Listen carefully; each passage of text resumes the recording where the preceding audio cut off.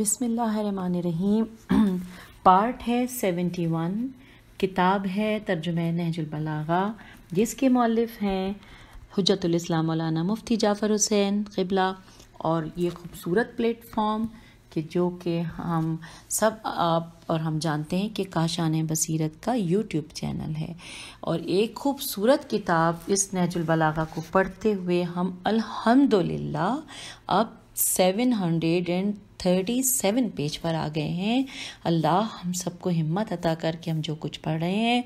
وہ سمجھ بھی پائیں اور اپنی زندگی میں کو لاگو کریں،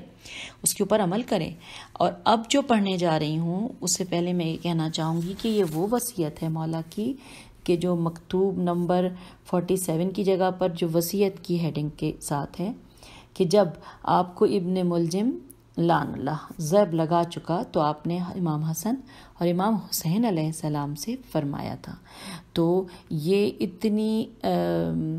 ایک ایسی وصیت ہے کہ جس کے بارے میں نے اکثر مجالس میں سنا تھا، لیکن حرف بحرف آج پڑھنے جا رہی ہوں، اور میرے اوپر ایک اس وصیت کا ایک روب ہے اس وقت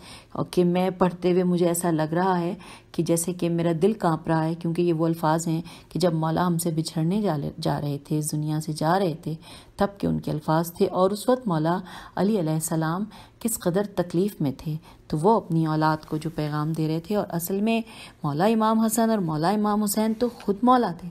بات یہ تھی کہ یہ جو باتیں بھی کہی گئی تھیں وہ ہم سب کے لیے ہیں، ہم سب اس پر عمل ہمیں کرنا ہے۔ آئیے اب ہم مل کر پڑھتے ہیں وصیت 47 کہ جب آپ کو ابن ملجم لعن اللہ ضرب لگا چکا تو آپ نے امام حسن اور امام حسین علیہ السلام سے فرمایا کہ میں تم دونوں کو وصیت کرتا ہوں کہ، اب اس کو اگر ہم پارٹ وائز اس کو نمبر 1 2 کرتے جائیں تو سامعین زیادہ بہتر ہوگا۔ جو کچھ مولا فرما رہے ہیں، میں وصیت کرتا ہوں کہ پہلی بات یہ کہ اللہ سے ڈرتے رہنا، دنیا کے خواہش مند نہ ہونا اگرچہ وہ تمہارے پیچھے لگے، اور دنیا کی کسی ایسی چیز پر نہ کڑنا کہ جو تم سے روک لی جائے، جو کہنا حق کے لیے کہنا اور جو کرنا ثواب کے لیے کرنا، ظالم کے دشمن اور مظلوم کے مددگار بنے رہنا۔ پھر مولا فرماتے ہیں کہ میں تم کو اپنی تمام اولاد کو، اپنے کنبے کو، اور جن جن تک میرا یہ نوشتہ پہنچے سب کو وصیت کرتا ہوں کہ اللہ سے ڈرتے رہنا۔ پیج 738۔ اللہ سے ڈرتے رہنا، اپنے معاملات درست اور آپس کے تعلقات سلجھائے رکھنا۔ کیونکہ میں نے تمہارے نانا رسول صلی اللہ علیہ وآلہ وسلم کو فرماتے سنا ہے کہ آپس کی کشیدگیوں کو مٹانا اور عام نماز روزے سے افضل ہے۔ دیکھو، یتیموں کے بارے میں اللہ سے ڈرتے رہنا، ان کے کام و دہن کے لیے فاقے کی نوبت نہ آئے اور تمہاری موجودگی میں وہ تباہ و برباد نہ ہو جائیں۔ مولا فرماتے ہیں آگے کہ اپنے ہمسایوں کے بارے میں اللہ سے ڈرتے رہنا، کیونکہ ان کے بارے میں تمہارے پیغمبر صلی اللہ علیہ وآلہ وسلم نے برابر ہدایت کی ہے، اور آپ صلی اللہ علیہ وآلہ وسلم اس حد تک ان کے لیے سفارش فرماتے رہے کہ ہم لوگوں کو یہ گمان ہونے لگا کہ آپ انہیں بھی ورثہ دلائیں گے۔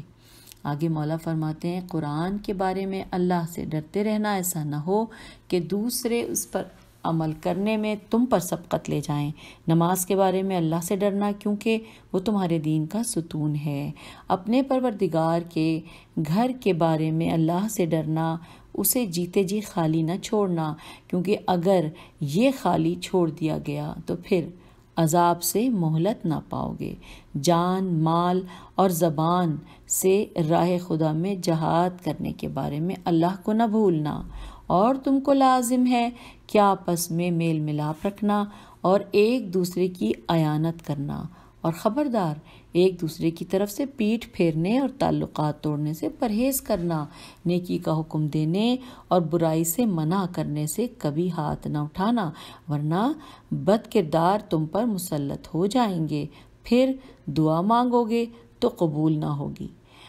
اب ہم آ گئے ہیں پیج 739 پر، ابھی مولا کی وصیت جاری ہے۔ مولا فرما رہے ہیں کہ اے عبد المطلب کے بیٹو، ایسا نہ ہونے پائے کہ تم امیر المومنین علیہ السلام قتل ہو گئے کہ تم امیر المومنین علیہ السلام قتل ہو گئے، امیر المومنین علیہ السلام قتل ہو گئے کہ نعرے لگاتے ہوئے مسلمانوں کے خون سے ہولی کھیلنا شروع کر دو۔ دیکھو میرے بدلے میں صرف میرا قاتل ہی قتل کیا جائے، اور دیکھو جب میں اس ضرب سے مر جاؤں تو اس ایک ضرب کے بدلے میں ایک ہی ضرب لگانا، اور اس شخص کے ہاتھ پیر نہ کاٹنا، کیونکہ میں نے رسول اکرم صلی اللہ علیہ وآلہ وسلم کو فرماتے سنا ہے کہ خبردار کسی کے بھی ہاتھ پیر نہ کاٹو اگرچہ وہ کاٹنے والا کتا ہی ہو۔ اور یہاں پر سامعین مکتوب نمبر 47 جو کہ وصیت تھا ختم ہوا۔ پڑھتے ہوئے مجھ سے غلطیاں ہو رہی تھیں، میرے اوپر بہت خوف تھا، مولا کے الفاظ تھے۔ آئیے آگے چلتے ہیں۔ اگلا ہے مکتوب نمبر 48، لکھا ہے معاویہ ابن ابی سفیان کے نام۔ مولا فرماتے ہیں یاد رکھو سرکشی اور دروغ گوئی انسان کو دین و دنیا میں رسوا کر دیتی ہے اور نکتہ چینی کرنے والے کے سامنے اس کی خامیاں کھول دیتی ہے۔ تم جانتے ہو کہ جس چیز کا ہاتھ سے جانا ہی طے ہے اسے تم پا نہیں سکتے۔ بہت سے لوگوں نے بغیر کسی حق کے کسی مقصد کو چاہا اور منشائے الہی کے خلاف تعویلیں کرنے لگے تو اللہ نے انہیں جھٹلا دیا۔ لہٰذا تم بھی اس دن سے ڈرو جس میں وہی شخص خوش ہوگا جس نے اپنے اعمال کے نتیجے کو بہتر بنا لیا ہو، اور وہ شخص نادم و شرمسار ہوگا جس نے اپنی باغ دوڑ شیطان کو تھما دی اور اس کے ہاتھ سے اسے نہ چھیننا چاہا، اور تم نے ہمیں قرآن کے فیصلے کی طرف دعوت دی حالانکہ تم قرآن کے اہل نہیں تھے، تو ہم نے تمہاری آواز پر لبیک نہیں کہی بلکہ قرآن کے حکم پر لبیک کہی، وسلام۔ یہاں پر مکتوب نمبر 48 مکمل ہو گیا اور ہم پیج 740 پر ہیں، اور اب ہم مکتوب نمبر 49 پڑھنے جا رہے ہیں جو ایک پیراگراف کا ہے۔ لکھا ہے معاویہ کے نام کہ دنیا آخرت سے روگرداں کر دینے والی، اور جب دنیا دار اس سے کچھ تھوڑا بہت پا لیتا ہے تو وہ اس کے لیے اپنے حرص و شیفتگی کے دروازے کھول دیتی ہے، اور یہ نہیں ہوتا کہ اب جتنی دولت مل گئی اس پر اکتفا کرے اور جو ہاتھ نہیں آیا اس سے بے نیاز رہے، حالانکہ نتیجے میں جو کچھ جمع کیا ہے اس سے جدائی اور جو کچھ بندوبست کیا ہے اس کی شکست لازمی ہے، اور اگر تم گزشتہ حالات سے عبرت حاصل کرو تو باقی عمر کی حفاظت کر سکو گے، وسلام۔ یہاں پہ مکتوب نمبر 49 مکمل ہو گیا، اور اب ہم مکتوب نمبر 50 کی طرف جا رہے ہیں کہ جو کہ سرداران لشکر کے نام ہے۔ مولا فرماتے ہیں کہ خدا کے بندے علی امیر المومنین کا خط چھاونیوں کے سالاروں کی طرف،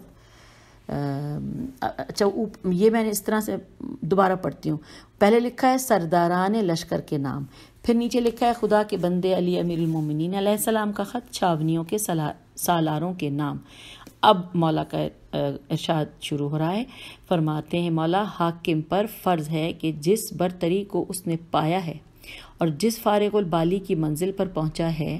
وہ اس کے رویے میں جو رعایا کے ساتھ ہے تبدیلی پیدا نہ کرے، بلکہ اللہ نے جو نعمت اس کے نصیب میں کی ہے وہ اسے بندگان خدا سے نزدیکی اور اپنے بھائیوں سے ہمدردی میں اضافے ہی کا باعث ہو۔ ہاں مجھ پر تمہارا یہ بھی حق ہے کہ جنگ کی حالت کے علاوہ کوئی راز تم سے پردے میں نہ رکھوں اور حکم شرعی کے سوا دوسرے امور میں تمہاری رائے مشورے سے پہلو تہی نہ کروں اور تمہارے کسی حق کو پورا کرنے میں کوتاہی نہ کروں اور اسے انجام تک پہنچائے بغیر دم نہ لوں۔ ہم پیج 741 پہ آ گئے ہیں اور یہ مکتوب ابھی جاری ہے، مکتوب نمبر 50۔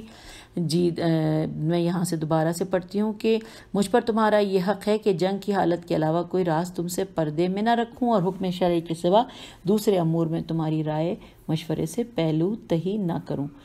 اور تمہارے کسی حق کو پورا کرنے میں کوتاہی نہ کروں اور اسے انجام تک پہنچائے بغیر دم نہ لوں، اور یہ کہ حق میں تم میرے نزدیک سب برابر سمجھے جاؤ۔ جب میرا برتاؤ یہ ہو تو تم پر اللہ کے احسان کا شکر لازم ہے اور میری اطاعت بھی، اور یہ کہ کسی پکار پر قدم پیچھے نہ ہٹاؤ اور نیک کاموں میں کوتاہی نہ کرو اور حق تک پہنچنے کے لیے سختیوں کا مقابلہ کرو، اور اگر تم اس رویے پر برقرار نہ رہو تو پھر تم میں سے بے راہ ہو جانے والوں سے زیادہ کوئی میری نظر میں ذلیل نہ ہوگا، پھر اسے سزا بھی سخت دوں گا اور وہ اس بارے میں مجھ سے کوئی رعایت نہ پائے گا۔ تم اپنے ماتحت سرداروں سے یہی عہد و پیمان لو اور اپنی طرف سے بھی ایسے حقوق کی پیشکش کرو کہ جس سے اللہ تمہارے معاملات کو سلجھا دے۔ وسلام۔ یہاں پر مکتوب نمبر 50 ختم ہو گیا، پیج 741 ہے اور ہم مکتوب نمبر 51 پڑھنے جا رہے ہیں۔ اوپر لکھا ہے خراج کے تحصیلداروں کے نام۔ خدا کے بندے علی امیر المومنین کا خط خراج وصول کرنے والوں کے نام۔ مولا فرماتے ہیں کہ جو شخص اپنے انجام کار سے خائف نہیں ہوتا وہ اپنے نفس کے بچاؤ کے لیے کوئی سر و سامان فراہم نہیں کر سکتا۔ پیج 742 نہیں کر سکتا۔ تمہیں معلوم ہونا چاہیے کہ جو فرائض تم پر عائد کیے گئے ہیں وہ کم ہیں اور ان کا ثواب زیادہ ہے۔ خدا نے ظلم و سرکشی سے جو روکا ہے اس پر سزا کا خوف نہ بھی ہوتا، جب بھی اس سے بچنے کا ثواب ایسا ہے کہ اس کی طلب سے بے نیاز ہونے میں کوئی عذر نہیں کیا جا سکتا۔ لوگوں سے عدل و انصاف کا رویہ اختیار کرو اور ان کی خواہشوں پر صبر و تحمل سے کام لو، اس لیے کہ تم رعیت کے خزینہ دار ہو، یعنی خزینہ دار امت کے نمائندے اور اقتدار اعلیٰ کے فرستادہ ہو۔ کسی سے اس کی ضروریات کو قطع نہ کرو اور اس کے مقصد میں روڑے نہ اٹکاؤ، اور لوگوں سے خراج وصول کرنے کے لیے ان کے جاڑے یا گرمی کے کپڑوں اور مویشیوں کو جن سے وہ کام لیتے ہوں ان کے غلاموں کو فروخت نہ کرو، اور کسی کو پیسے کی خاطر کوڑے نہ لگاؤ، اور کسی مسلمان یا زمین کے مال کو ہاتھ نہ لگاؤ مگر یہ کہ اس کے پاس گھوڑا یا ہتھیار ہو کہ جو اہل اسلام کے خلاف استعمال ہونے والا ہو، اس لیے کہ یہ ایسی چیز ہے کہ کسی مسلمان کے لیے یہ مناسب نہیں کہ وہ اس کو دشمنان اسلام کے ہاتھوں میں رہنے دے کہ جو مسلمانوں پر غلبے کا سبب بن جائے، اور اپنوں کی خیر خواہی، فوج سے نیک برتاؤ، رعیت کی امداد اور دین خدا کو مضبوط کرنے میں کوئی دقیقہ اٹھا نہ رکھو۔ اللہ کی راہ میں جو تمہارا فرض ہے اسے سر انجام دو، کیونکہ اللہ نے اپنے احسانات کے بدلے میں ہم سے اور تم سے یہ چاہا ہے کہ ہم مقدور بھر اس کا شکر اور طاقت بھر اس کی نصرت کریں، اور ہماری قوت و طاقت بھی تو خدا ہی کی طرف سے ہے۔ یہاں پہ مکتوب نمبر 51 ختم ہو گیا اور پیج 743 شروع ہو گیا۔ ہم پڑھنے جا رہے ہیں مکتوب نمبر 52 جو کہ تھوڑا سا ہے، چھوٹا سا ایک پیراگراف ہے۔ لکھا ہے نماز کے بارے میں مختلف شہروں کے حکمرانوں کے نام۔ مولا فرماتے ہیں ظہر کی نماز پڑھاؤ اس وقت تک کہ سورج اتنا جھک جائے کہ بکریوں کے باڑے کی دیوار کا سایہ اس کے برابر ہو جائے، اور عصر کی نماز اس وقت تک پڑھا دینا چاہیے کہ سورج ابھی روشن اور زندہ ہو اور دن ابھی اتنا باقی ہو کہ 6 میل کی مسافت طے کی جا سکے، اور مغرب کی نماز اس وقت پڑھاؤ کہ جب روزے دار روزہ افطار کرے اور حاجی عرفات سے واپس جاتے ہیں، اور عشاء کی نماز مغرب کی سرخی غائب ہونے سے رات کے 1/3 حصے تک پڑھا دو، اور صبح کی نماز اس وقت پڑھاؤ جب آدمی اپنے ہمراہی کا چہرہ پہچان لے، اور نماز اتنی مختصر پڑھاؤ جو ان میں کے سب سے کمزور آدمی پر بھی بار نہ ہو، اور لوگوں کے لیے صبر آزما نہ بن جاؤ۔ یہ مکمل ہو گیا ہے مکتوب نمبر 52۔ اور سبحان اللہ سامعین، نماز کے بارے میں کتنی خوبصورت ہدایات ہیں اوقات کے نماز کے بارے میں۔ یہ میں نے اتنی تفصیل سے پہلی دفعہ پڑھا ہے، یعنی جو کہ میں نے اپنی آنکھوں سے پڑھ لیا، میں نے خود پڑھ لیا کہ جو کہ مولا کے الفاظ ہیں۔ آئیے ہم ابھی 743 صفحے پر ہی ہیں اور اب ہم عہد نامہ 53 پڑھنے جا رہے ہیں، یعنی مکتوب 53 ہے جس میں لکھا ہے عہد نامہ، اور یہ کتنا بڑا ہے یہ بھی آپ کو بتا دیتی ہوں۔ یہ 4 5 6 7 کافی لمبا ہے سامعین، ہمیں ایک اس میں مکمل نہیں کریں گے، کافی ٹائم لگے گا اس عہد نامے میں، جو کہ ہو سکتا ہے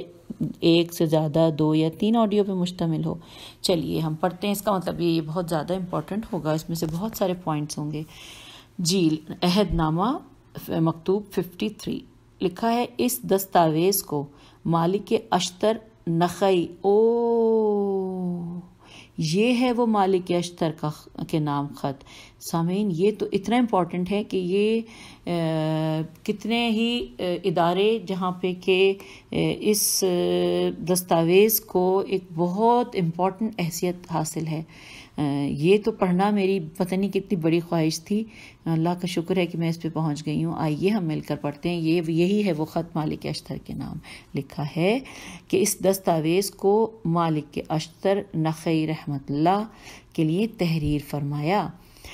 جبکہ محمد ابن ابی بکر کے حالات بگڑ جانے پر انہیں مصر اور اس کے اطراف کی حکومت سپرد کی۔ یہ سب سے طویل عہد نامہ اور امیر المومنین علیہ السلام کے توقیعات تے واو قاف یہ عین الف تے توقیعات میں سب سے زیادہ محاسن پر مشتمل ہے۔ اب ہم اس سے پہلے کہ اس کو پڑھیں، آئیے میں اور آپ اپنی اپنی جگہ پر درود شریف پڑھ لیتے ہیں۔ بسم اللہ الرحمن الرحیم۔ یہ ہے وہ فرمان جس پر کاربند رہنے کا حکم دیا ہے خدا کے بندے علی امیر المومنین علیہ السلام نے مالک ابن حارث اشتر کو جب مصر کا انہیں والی بنایا تاکہ وہ خراج جمع کریں۔ Page number 744۔ خراج جمع کریں، دشمنوں سے لڑیں، رعایا کی فلاح و بہبود اور شہروں کی آبادی کا انتظام کریں۔ انہیں حکم ہے کہ اللہ کا خوف کریں، اس کی اطاعت کو مقدم سمجھیں، اور جن فرائض و سنن کا اس نے اپنی کتاب میں حکم دیا ہے ان کا اتباع کریں، کہ انہی کی پیروی سے سعادت اور انہی کے ٹھکرانے اور برباد کرنے سے بدبختی دامن گیر ہوتی ہے، اور یہ کہ اپنے دل، اپنے ہاتھ اور اپنی زبان سے اللہ کی نصرت میں لگے رہیں، کیونکہ خدائے بزرگ و برتر نے ذمہ لیا ہے کہ جو اس کی نصرت کرے گا وہ اس کی مدد کرے گا، اور جو اس کی حمایت کے لیے کھڑا ہوگا وہ اسے عزت و سرفرازی بخشے گا۔ اگلا پیراگراف ہے، اس کے علاوہ انہیں حکم ہے کہ وہ نفسانی خواہشوں کے وقت اپنے نفس کو کچلیں اور اس کی منہ زوریوں کے وقت اسے روکیں، کیونکہ نفس برائیوں ہی کی طرف لے جانے والا ہے، مگر یہ کہ خدا کا لطف و کرم شامل حال ہو۔ اے مالک،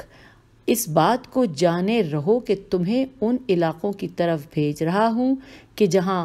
تم سے پہلے عادل اور ظالم کئی حکومتیں گزر چکی ہیں، اور لوگ تمہارے طرز عمل کو اسی نظر سے دیکھیں گے جس نظر سے تم اپنے اگلے حکمرانوں کے طور طریقے کو دیکھتے رہے ہو، اور تمہارے بارے میں بھی وہی کہیں گے جو تم ان حکمرانوں کے بارے میں کہتے ہو۔ یہ یاد رکھو کہ خدا کے نیک بندوں کا پتہ چلتا ہے اسی نیک نامی سے جو انہیں بندگان الہی میں خدا نے دے رکھی ہے، لہٰذا ہر ذخیرے سے زیادہ پسند تمہیں نیک اعمال کا ذخیرہ ہونا چاہیے۔ سبحان اللہ۔ پیج 745۔ تم اپنی خواہشوں پر قابو رکھو، اور جو مشاغل تمہارے لیے حلال ہیں ان میں صرف کرنے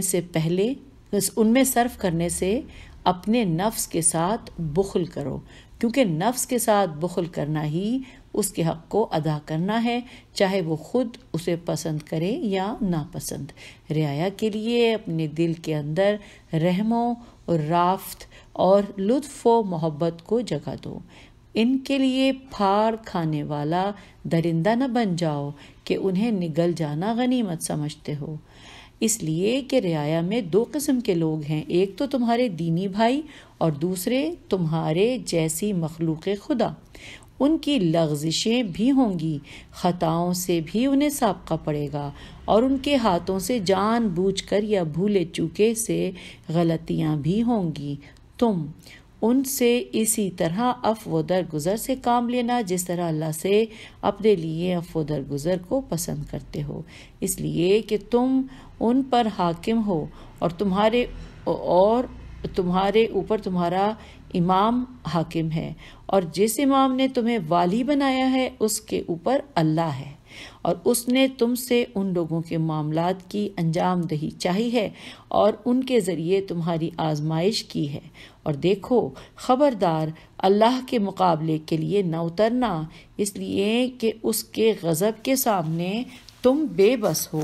اور اس کے عفو و رحمت سے بے نیاز نہیں ہو سکتے۔ تمہیں کسی کو معاف کر دینے پر پچھتانا اور سزا دینے پر اترانا نہ چاہیے، غصے میں جلد بازی سے کام نہ لو جبکہ اس کے ٹال دینے کی گنجائش ہو، کبھی یہ نہ کہنا کہ میں حاکم بنایا گیا ہوں لہٰذا میرے حکم کے آگے سر تسلیم خم ہونا چاہیے۔ پیج 746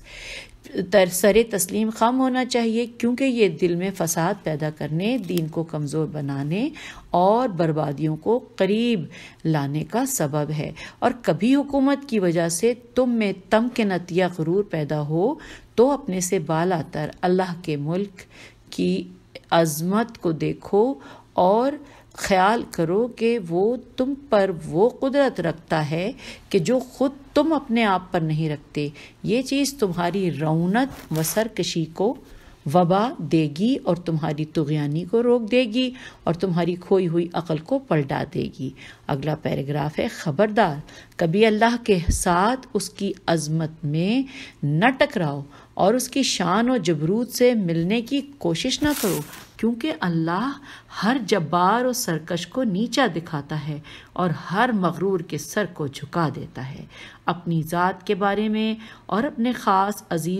عزیزوں اور رعایا میں سے اپنے دل پسند افراد کے معاملے میں حقوق اللہ اور حقوق الناس کے متعلق بھی انصاف کرنا، کیونکہ اگر تم نے ایسا نہ کیا تو ظالم ٹھہرو گے، اور جو خدا کے بندوں پر ظلم کرتا ہے تو بندوں کے بجائے اللہ اس کا حریف و دشمن بن جاتا ہے، اور جس کا وہ حریف و دشمن ہو اس کی ہر دلیل کو کچل دے گا، اور وہ اللہ سے برسر پیکار رہے گا یہاں تک کہ باز آئے اور توبہ کر لے، اور اللہ کی نعمتوں کو سلب کرنے والی اور اس کی عقوبتوں کو جلد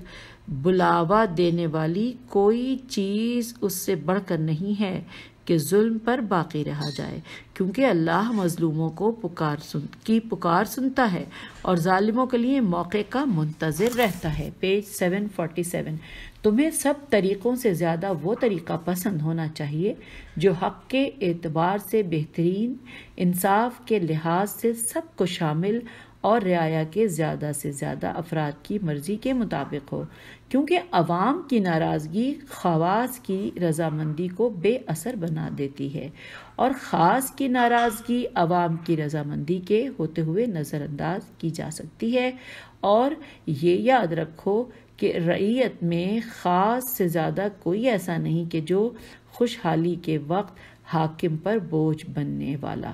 مصیبت کے وقت امداد سے کترا جانے والا، انصاف پر ناک بھوں چڑھانے والا، اور طلب و سوال کے موقع پر پنجے جھاڑ کر پیچھے پڑ جانے والا، بخشش پر کم شکر گزار ہونے والا، محروم کر دیے جانے پر بمشکل عذر سننے والا، اور زمانے کی ابتلاؤں پر بے صبری دکھانے والا ہو، اور دین کا مضبوط سہارا، مسلمانوں کی قوت اور دشمن کے مقابلے میں سامان دفاع یہی امت کے عوام ہوتے ہیں، لہٰذا تمہاری پوری توجہ، تمہارا پورا رخ انہی کی جانب ہونا چاہیے۔ اگلا پیراگراف ہے کہ اور تمہاری رعایا میں تم سے سب سے زیادہ دور اور سب سے زیادہ تمہیں ناپسند وہ ہونا چاہیے جو لوگوں کی عیب جوئی میں زیادہ لگا رہتا ہو،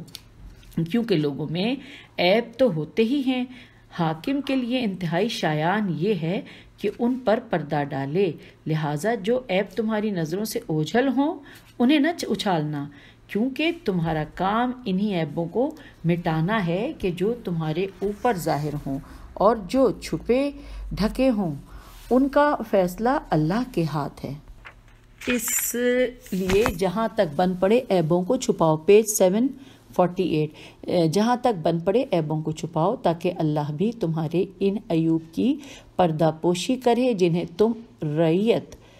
سے پوشیدہ رکھنا چاہتے ہو۔ لوگوں سے کینے کی ہر گرہ کو کھول دو اور دشمنی کی ہر رسی کاٹ دو، اور ہر ایسے رویے سے جو تمہارے لیے مناسب نہیں ہے بے خبر بن جاؤ، اور چغل خور کی جھٹ سے ہاں میں ہاں نہ ملاؤ، کیونکہ وہ فریب کار ہوتا ہے اگرچہ خیر خواہوں کی صورت میں سامنے آتا ہے۔ اپنے مشورے میں کسی بخیل کو شریک نہ کرنا کہ وہ تمہیں دوسروں کے ساتھ بھلائی کرنے سے روکے گا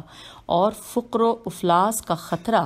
دلائے گا، اور نہ کسی بزدل سے مہمات میں مشورہ لینا کہ وہ تمہاری ہمت پست کر دے گا، اور نہ کسی لالچی سے مشورہ کرنا کہ وہ ظلم کی راہ میں مال بٹورنے کو تمہاری نظروں میں سج دے گا۔ یاد رکھو کہ بخل، بزدلی اور حرص اگرچہ الگ الگ خصلتیں ہیں مگر اللہ سے بدگمانی ان سب میں شریک ہے۔ تمہارے لیے سب سے بدتر وزیر وہ ہوگا جو تم سے پہلے بد کرداروں کا وزیر اور گناہوں میں ان کا شریک رہ چکا ہے۔ اس قسم کے لوگوں کو تمہارے مخصوصین میں سے نہ ہونا چاہیے کیونکہ وہ گناہ گاروں کے معاون اور ظالموں کے ساتھی ہوتے ہیں۔ ان کی جگہ تمہیں ایسے لوگ مل سکتے ہیں جو تدبیر، رائے اور کارکردگی کے اعتبار سے ان کے مثل ہوں گے مگر ان کی طرح گناہوں کی گراں باریوں میں دبے ہوئے نہ ہوں، جنہوں نے نہ کسی ظالم کی اس کے ظلم میں مدد کی ہو اور نہ کسی گناہ گار کا اس کے گناہ میں ہاتھ بٹایا ہو۔ ان کا بوجھ تم پر ہلکا ہوگا، پیج 749 تم پر ہلکا ہوگا، اور یہ تمہارے لیے بہترین معاون ثابت ہوں گے اور تمہاری طرف محبت سے جھکنے والے ہوں گے اور تمہارے علاوہ دوسروں سے ضبط نہ رکھیں گے۔ انہی کو تم خلوت و جلوت میں اپنا مصاحب خاص ٹھہرانا، پھر تمہارے نزدیک ان میں زیادہ ترجیح ان لوگوں کو ہونا چاہیے کہ جو حق کی کڑوی باتیں تم سے کھل کر کہنے والے ہوں، اور ان چیزوں میں کہ جنہیں اللہ اپنے مخصوص بندوں کے لیے ناپسند کرتا ہے۔ تمہاری بہت کم مدد کرنے والے ہوں، چاہے وہ تمہاری خواہشوں سے کتنی ہی میل کھاتی ہوں۔ پرہیزگاروں اور راست بازوں سے اپنے کو وابستہ رکھنا، پھر انہیں اس کا عادی بنانا کہ وہ تمہارے کسی کارنامے کے بغیر تمہاری تعریف کر کے تمہیں خوش نہ کریں، کیونکہ زیادہ مدح سرائی غرور پیدا کر دیتی ہے اور سرکشی کی منزل سے قریب کر دیتی ہے، اور تمہارے نزدیک نیکوکار اور بد کردار دونوں برابر نہ ہوں۔ اس لیے کہ ایسا کرنے سے نیکوں کو نیکی سے بے رغبت کرنا اور بدوں کو بدی پر آمادہ کرنا ہے۔ ہر شخص کو اسی کی منزلت پر رکھو جس کا وہ مستحق ہے، اور اس بات کو یاد رکھو کہ حاکم کو اپنی رعایا پر پورا اعتماد اسی وقت کرنا چاہیے جبکہ وہ ان سے حسن سلوک کرتا ہو اور ان پر بوجھ نہ لادے اور انہیں ایسی ناگوار چیزوں پر مجبور نہ کرے جو ان کے بس میں نہ ہوں۔ تمہیں ایسا رویہ اختیار کرنا چاہیے کہ اس حسن سلوک سے تمہیں رعیت پر پورا اعتماد ہو سکے، کیونکہ یہ اعتماد تمہاری طویل اندرونی الجھنوں کو ختم کر دے گا، اور سب سے زیادہ تمہارے اعتماد کے وہ مستحق ہیں جن کے ساتھ تم نے پیج 750 تم نے اچھا سلوک کیا ہو، اور سب سے زیادہ بے اعتمادی کے مستحق وہ ہیں کہ جن سے تمہارا برتاؤ اچھا نہ رہا ہو۔ اور دیکھو اس اچھے طور طریقے کو ختم نہ کرنا کہ جس پر اس امت کے بزرگ چلتے رہے ہیں اور جس سے اتحاد و یکجہتی پیدا اور رعیت کی اصلاح ہوئی ہے، اور ایسے طریقے ایجاد نہ کرنا کہ جو پہلے طریقوں کو کچھ ضرر پہنچائیں۔ اگر ایسا کیا تو نیک روش کے قائم کر جانے والوں کو ثواب تو ملتا رہے گا مگر انہیں ختم کر دینے کا گناہ تمہاری گردن پر ہوگا، اور اپنے شہروں کے اصلاحی امور کو مستحکم کرنے اور ان چیزوں کے قائم کرنے میں کہ جن سے اگلے لوگوں کے حالات مضبوط رہے تھے، علماء و حکماء کے ساتھ باہمی مشورہ اور بات چیت کرتے رہنا۔ اگلا پیراگراف ہے کہ اور تمہیں معلوم ہونا چاہیے کہ رعایا میں کئی طبقے ہوتے ہیں جن کی سود و بہبود ایک دوسرے سے وابستہ ہوتی ہے۔ ہوتی ہیں اور ایک دوسرے سے بے نیاز نہیں ہو سکتے۔ ان میں سے ایک طبقہ وہ ہے جو اللہ کی راہ میں کام آنے والے فوجیوں کا ہے، دوسرا طبقہ وہ ہے جو عمومی خصوصی تحریروں کا کام انجام دیتا ہے، تیسرا انصاف کرنے والے قضات کا ہے، چوتھا حکومت کے وہ عمال عین میم، اب میم پہ تشدید ہے، عین میم الف لام، جن سے امن اور انصاف قائم ہوتا ہے، پانچواں خراج دینے والے مسلمان اور جزیہ دینے والے ذمیوں کا، چھٹا تجارت پیشہ و اہل حرفہ کا، ساتواں فقراء و مساکین کا، وہ طبقہ ہے کہ جو سب سے پست ہے اور اللہ نے ہر ایک کا حق معین کر دیا ہے اور اپنی کتاب یا سنت نبوی میں اس کی حد بندی کر دی، اور وہ مکمل دستور ہمارے پاس محفوظ ہے۔ تو یوں پیج نمبر 750 کے بالکل آخری پوائنٹ کے اوپر ہم اب اس وقت اپنے اس آڈیو کے اس پارٹ کو ختم کرتے ہیں۔ آپ سے اجازت چاہتی ہوں اور ساتھ ہی اگلا ریکارڈ کر رہی ہوں، اور آپ بھی ساتھ ہی سن لیجئے گا، کیونکہ یہ وہ خط ہے جس کی بہت اہمیت ہے کہ جو مولانا مالک اشتر کے نام لکھا تھا۔ اب ملتے ہیں اگلی آڈیو میں۔ خدا حافظ، فی امان اللہ۔